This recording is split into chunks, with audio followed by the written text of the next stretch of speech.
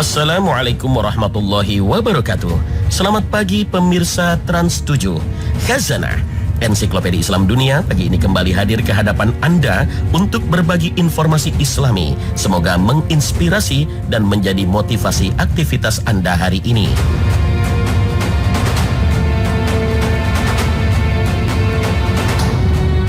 Al-Quran Al-Karim diturunkan Allah dari langit ke bumi melalui malaikat Jibril kepada Nabi Muhammad SAW hingga ke tangan kaum muslimin sampai saat ini.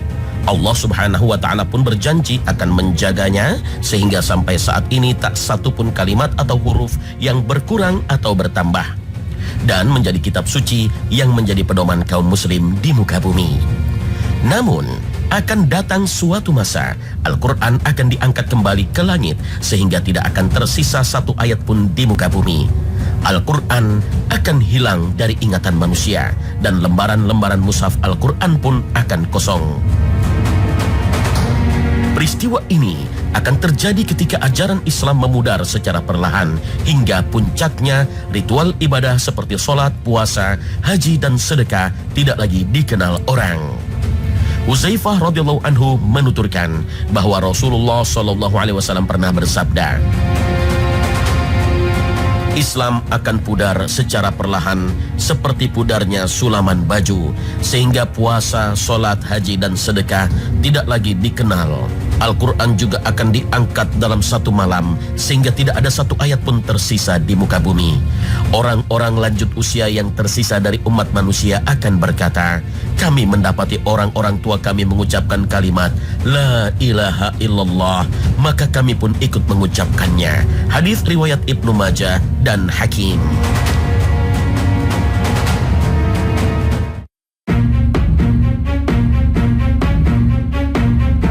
Mas'ud menjelaskan, ajaran agama yang pertama-tama hilang adalah amanah atau kejujuran, menyusul sholat, dan terakhir adalah Al-Quran yang akan dicabut dari muka bumi. Terkait dengan hal ini, Ibnu Mas'ud radhiyallahu anhu pernah ditanya, bagaimana mungkin Al-Quran akan dicabut dari manusia sementara Allah telah menetapkannya di dalam hati mereka dan mereka pun telah menuliskannya di dalam mushaf.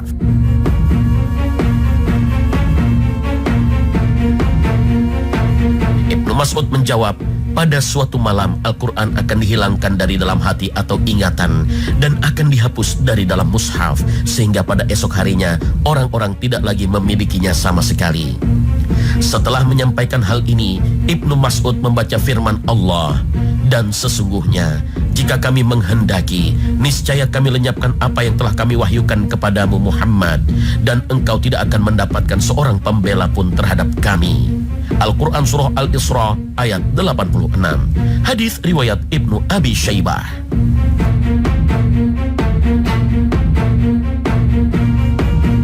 Dengan demikian, jika kelak setelah Al-Quran diangkat kembali ke langit, maka tak ada lagi yang tersisa di muka bumi. Orang-orang yang memiliki hafalan Al-Quran tak lagi memilikinya, hilang dari ingatannya. Sementara kitab Al-Quran yang penuh dengan tulisan Al-Quran akan kosong, tak menyisakan satu huruf pun di dalamnya. Wallahu a'lam. Lalu bagaimana pengangkatan Al-Quran itu terjadi?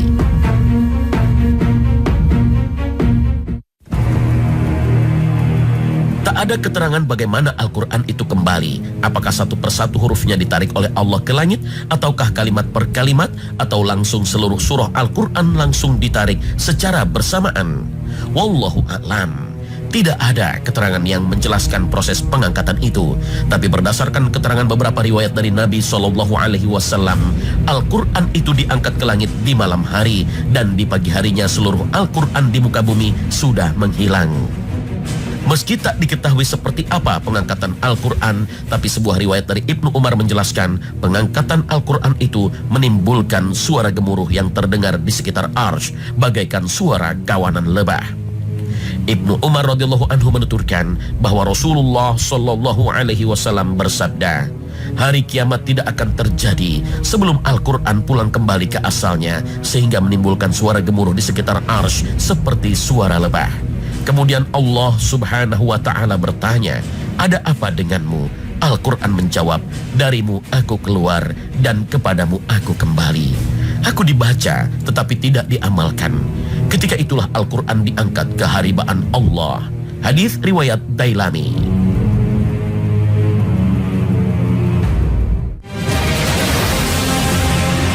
Setelah Huzaifah radhiyallahu anhu menuturkan hadis tentang pengangkatan Al-Quran di akhir zaman, orang-orang yang mendengarnya merasa heran. Lalu Silah bin Zafar yang berada di tengah-tengah mereka bertanya, "Wahai Huzaifah, apa gunanya mereka mengucap kalimat La ilaha illallah, sedangkan mereka tidak mengenal lagi apa itu puasa, haji, dan sedekah?" Mendengar pertanyaan ini, Huzaifah berpaling tak menjawab. Silah pun mengulang pertanyaan yang sama, namun Huzaifah tetap diam. Baru setelah diajukan 3 kali, Huzaifah mengarahkan pandangannya kepada Silah dan menjawab, "Wahai Silah, kalimat itu akan menyelamatkan mereka dari api neraka." Huzaifah menyebutkan 3 kali. Hadis riwayat Hakim. Wallahu a'lam.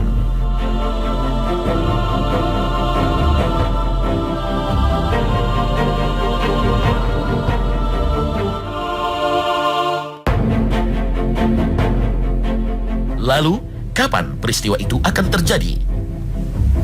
Al-Qurtubi menyebutkan peristiwa pengangkatan Al-Quran ini terjadi saat keluarnya binatang aneh dari perut bumi.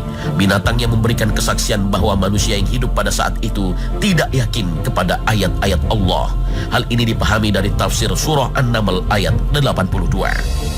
Dan apabila perkataan telah berlaku atas mereka, kami keluarkan binatang dari bumi yang akan mengatakan kepada mereka bahwa manusia dahulu tidak yakin kepada ayat-ayat kami. Al-Quran surah An-Naml ayat 82. Kalimat perkataan telah berlaku atas mereka adalah matinya para ulama, hilangnya ilmu, dan diangkatnya Al-Quran.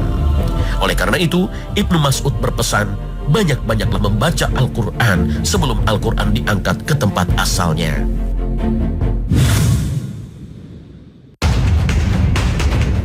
Pemirsa Khazanah, tak hanya Al-Quran Al-Karim yang diangkat Allah ke tempat asalnya. Tempat-tempat suci di muka bumi pun diangkat kesuciannya ketika manusia tak lagi mengindahkannya.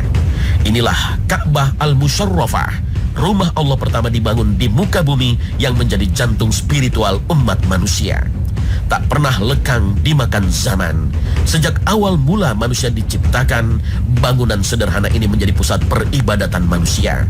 Allah telah menyucikannya dan menjadikan hati manusia cenderung kepadanya. Allah telah berfirman, "Tidakkah mereka tidak memperhatikan bahwa kami telah menjadikan negeri mereka tanah suci yang aman?" Al-Quran surah Al-Ankabut ayat 67. Bukanlah kami telah meneguhkan kedudukan mereka dalam tanah haram, tanah suci yang aman. Al-Quran surah Al-Qasas ayat 57. Dan siapa saja yang bermaksud melakukan kejahatan secara zalim di dalamnya, niscaya akan kamu rasakan kepadanya siksa yang pedih. Al-Quran surah Al-Hajj ayat 25. Namun kelak di akhir zaman, manusia tak lagi mengindahkan kesucian Ka'bah hingga Allah mengangkat kesucian dan keharaman Ka'bah hingga Ka'bah tak lagi menjadi Masjidil Haram karena Allah telah menghalalkannya dan mengangkat kesuciannya. Imam Ibnu Hajar Al-Asqalani menjelaskan penyebabnya bahwa hilangnya kesucian Ka'bah akibat ulah kaum muslim sendiri. Apabila mereka telah menghalalkannya, maka kehancuran akan menimpa mereka. Saat itulah Ka'bah tak lagi menjadi tempat yang disucikan. Inilah tanda akhir zaman dan tanda yang nyata bagi tegaknya kiamat. Jika Ka'bah tak lagi suci, maka kelak hanya akan menjadi bangunan biasa, tak ubahnya dengan bangunan lain di muka bumi. Tak hanya diangkat kesuciannya oleh Allah Subhanahu wa Ta'ala, kelak Ka'bah akan dirobohkan oleh seorang Habasyah yang memiliki julukan Zu Zuwaikatain, sang pemilik 2 betis kecil, karena kedua betis pria ini kecil dan kurus. Pria Habasyah ini akan menghancurkan Ka'bah batu demi batu, melepas kiswahnya serta perhiasan-perhiasannya.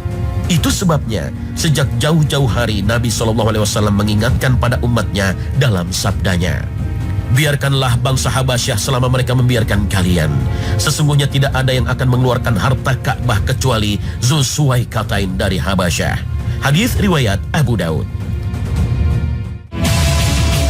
Hancurnya Ka'bah terjadi di akhir zaman, menjelang datangnya kiamat, ketika di muka bumi tidak ada seorang pun yang berkata Allah, Allah. Karena itulah diungkapkan dalam sabda Nabi SAW, Kelak akan ada seseorang yang dibaiat di antara rukun Hajar Aswad dan makam Ibrahim. Dan tidak akan ada yang menistakan Ka'bah kecuali orang-orang yang memilikinya.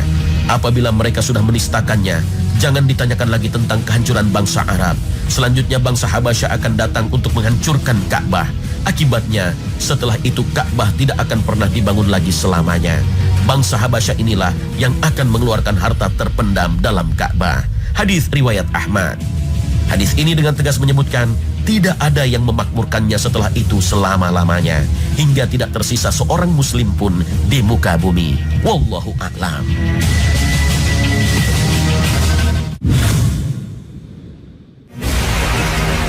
Pemirsa Khazanah, jika kitab suci Al-Quran telah diangkat ke langit dan Ka'bah tak lagi suci karena kesuciannya telah diangkat Allah Subhanahu wa Ta'ala, lalu dirobohkan oleh orang Habasyah, saat itulah manusia tak lagi mengenal agama, meski masih ada yang menyebut La ilaha illallah.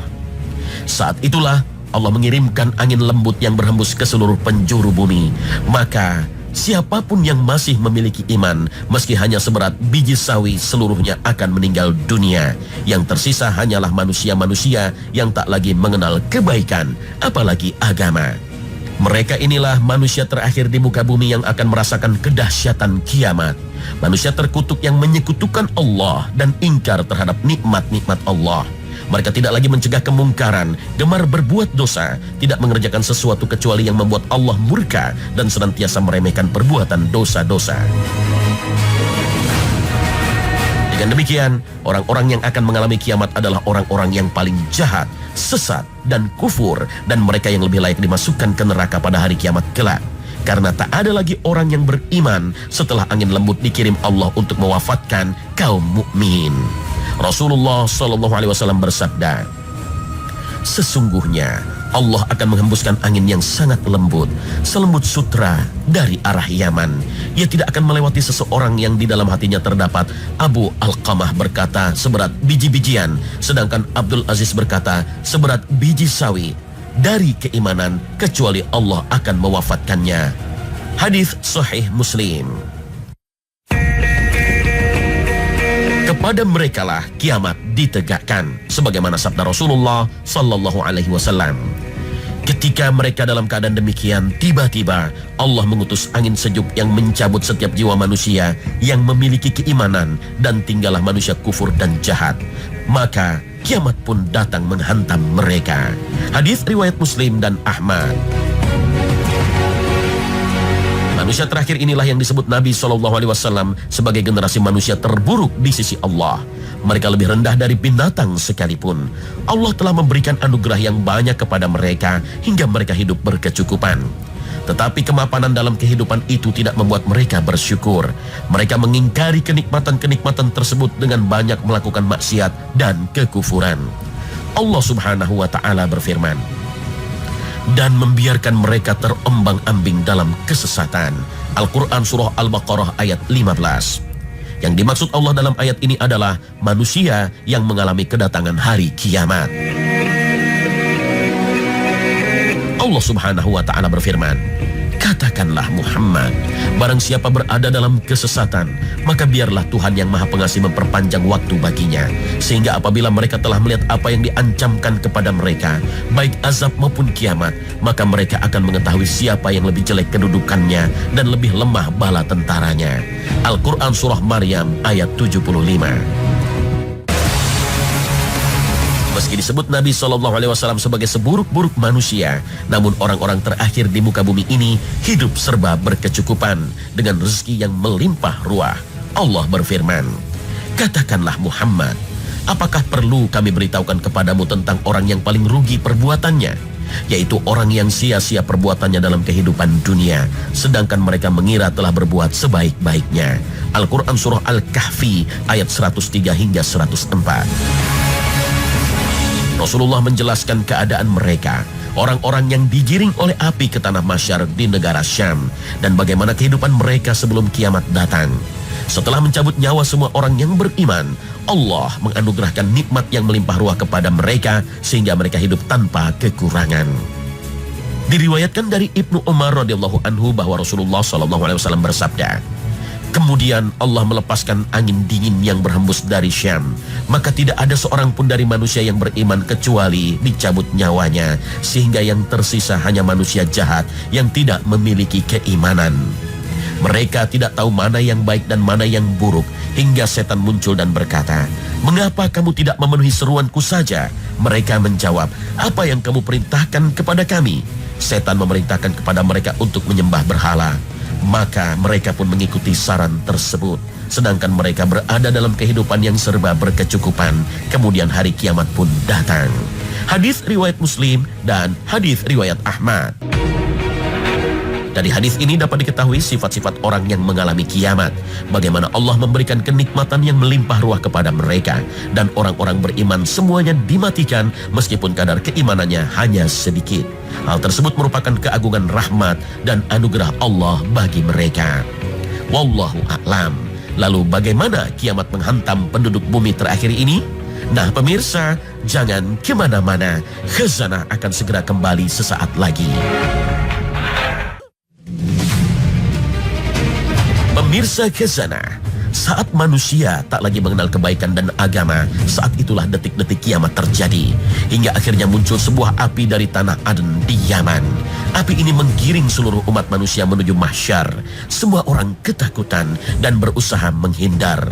Tapi tak ada seorang pun yang bisa lolos dari giringan api ini. Namun sebuah riwayat yang sahih menyebutkan ada dua orang laki-laki dari Muzayyanah yang luput dari giringan api. Saat itu keduanya lari ke gunung menjauhi keramaian. Setelah itu keduanya turun dari gunung, tapi mereka mendapati daerahnya kosong, tak seorang pun terlihat. Mereka pun menuju Madinah, tapi di Madinah juga tak tampak seorang pun. Akhirnya mereka berdua meninggalkan tempat itu hingga sampai di perbukitan. Di tempat itu keduanya bertemu dengan dua malaikat. Kedua malaikat itu pun menyeretnya ke padang mahsyar. Padang mahsyar di sini bukanlah padang mahsyar tempat pengadilan Allah Subhanahu wa taala bagi semua manusia, tapi padang mahsyar dunia, tempat dikumpulkannya manusia sebelum kiamat terjadi. Jika saatnya telah tiba, maka guncangan hebat dan kehancuran tak akan bisa dihindarkan oleh siapapun, sekalipun ia bersembunyi di tempat yang dianggap paling aman sekalipun.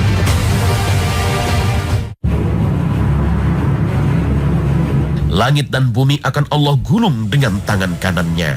Inilah saat hancurnya seluruh alam semesta beserta isinya. Langit pun akan terbelah pada saat itu. Allah Subhanahu wa ta'ala berfirman, dan mereka tidak mengagungkan Allah dengan pengagungan yang semestinya. Padahal bumi seluruhnya dalam genggamannya pada hari kiamat, dan langit digulung dengan tangan kanannya. Maha suci Tuhan dan maha tinggi Dia dari apa yang mereka persekutukan. Al-Quran Surah Az-Zumar ayat 67. Kehancuran total pada hari kiamat bermula dari kontraksinya alam semesta, atau langit digulung seperti istilah dalam ayat Al-Quran. Alam semesta mulai mengerut. Ketika itulah galaksi-galaksi mulai saling mendekat dan bintang-bintang termasuk tata surya saling bertabrakan dan jatuh sama lain. Alam semesta makin mengecil. Akhirnya semua materi di alam semesta akan runtuh kembali menjadi satu kesatuan seperti pada awal penciptaannya. Hal ini yang nampaknya diisyaratkan oleh firman Allah Ta'ala dalam surat Al-Anbiya ayat 104. Yaitu pada hari kami gulung langit sebagai menggulung lembaran-lembaran kertas. Sebagaimana kami telah memulai penciptaan pertama, begitulah kami akan mengulanginya. Itulah suatu janji yang pasti kami tepati. Sesungguhnya kamilah yang akan melaksanakannya. Al-Quran Surah Al-Anbiya ayat 104.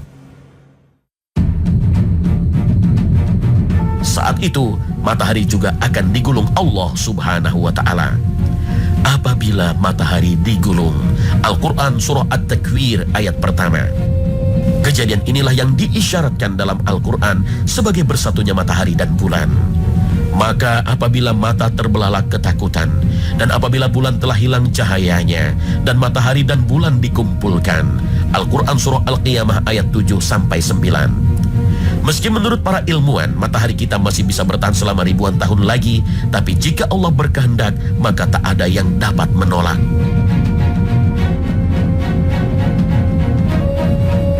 Tidak hanya matahari, benda-benda langit lainnya juga akan mengalami ketidakstabilan yang menyebabkan mereka lepas dari orbitnya. Kejadian inilah yang diceritakan Allah dalam surat Al-Infitar ayat 2. Dan apabila bintang-bintang jatuh berserakan, Al-Quran surah Al-Infitar ayat 2. Saat ini kita merasa sendirian di bumi, tapi jauh di luar sana ada jutaan bahkan miliaran galaksi-galaksi bagaikan pulau-pulau yang saling berjauhan yang berpenghuni miliaran bintang. Semua benda langit itu akan kehilangan keseimbangannya dan saling bertabrakan. Sedangkan di bumi sendiri terjadi bencana maha dahsyat yang mustahil satu orang pun akan selamat. Air laut akan meluap sehingga terjadi gelombang tsunami di mana-mana. Seluruh bangunan megah dan gedung-gedung pencakar langit akan disapu air bah. Tidak hanya gelombang tsunami, air laut juga akan menjadi panas dan mendidih. Dan sesungguhnya laut yang terlihat tenang dan menenangkan, di bawahnya menyimpan potensi bencana maha dahsyat. Jauh di bawah laut sana tersimpan rangkaian gunung berapi yang membentang berpuluh-puluh ribu kilometer di tengah-tengah seluruh samudera bumi. Inilah kiamat yang menjadi akhir dari fase kehidupan alam semesta untuk memasuki babak baru kehidupan abadi manusia. Wallahu a'lam. Nah pemirsa, sampai di sini akhir perjumpaan kita hari ini. Semoga Allah Subhanahu wa Ta'ala senantiasa memberikan hidayah dan taufiknya kepada kita. Amin ya Rabbal Alamin. Terima kasih atas perhatian Anda. Wassalamualaikum warahmatullahi wabarakatuh. Bentangkan tangannya